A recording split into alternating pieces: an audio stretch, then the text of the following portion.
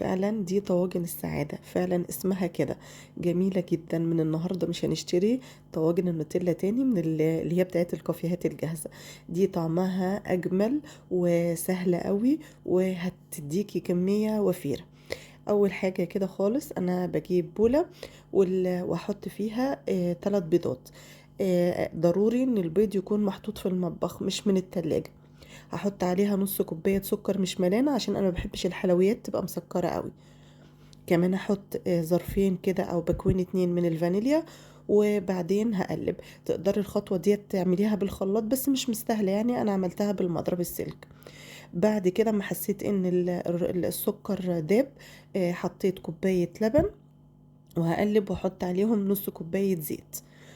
لو عايزة كمان تحطي زبدة على زيت مفيش مشكلة، بس بالزيت هتبقى أخف معاكي وحلو.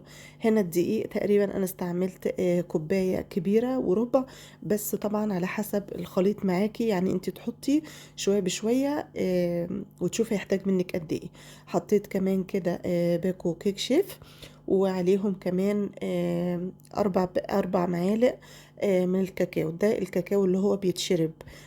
انا بحبه اكتر من الكاكاو الخام. لو هتعملي كاكاو خام حطي 3 معالق بس. الاتنين حلوين يعني، بس دي بتديكي نكهة حلوة كده، مش مر يعني. هقلبه بقى كويس كده ولحد ما القوام بتاعه يبقى بالشكل ده. ايه بقى هنا الاضافة اللي هتوديها في حتة تانية طعمها يبقى جميل قوي؟ ديت نص كوباية من البديل الاوريو، بكسره كده وبحطه عليه. وهزوده ربع كوباية لبن بس كده علشان خاطر الاوريو اللي احنا حطيناه ده. هقلبه كده كويس وبعدين هجيب بقى البولات او الطواجن. هي دي طواجن، فاحنا هنعملها في طواجن بقت بالقوام ده زي ما بقولك كده.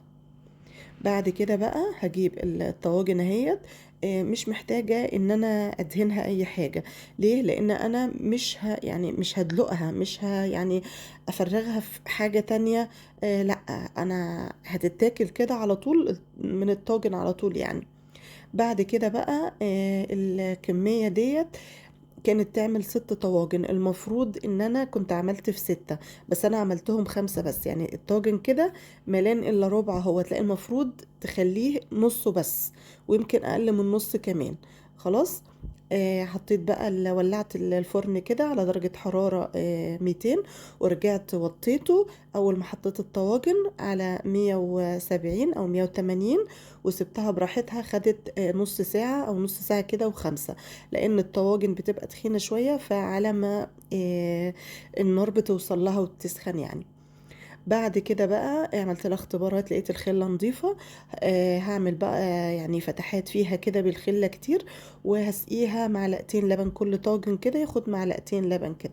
ويا ريت ما تحطيش وهو يعني الطاجن لسه سخن، يعني عشان ما تحسيش بزفارة ولا كده، سيبيه يبرد شوية.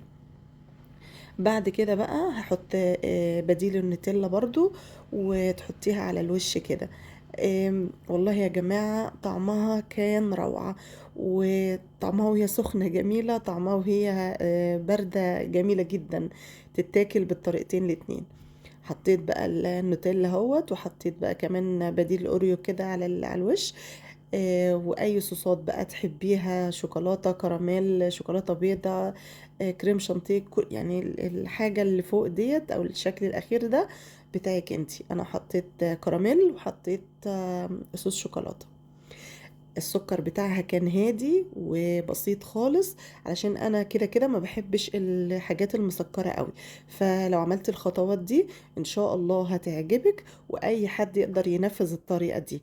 جربوها ان شاء الله هتعجبكم، وبألف هنا.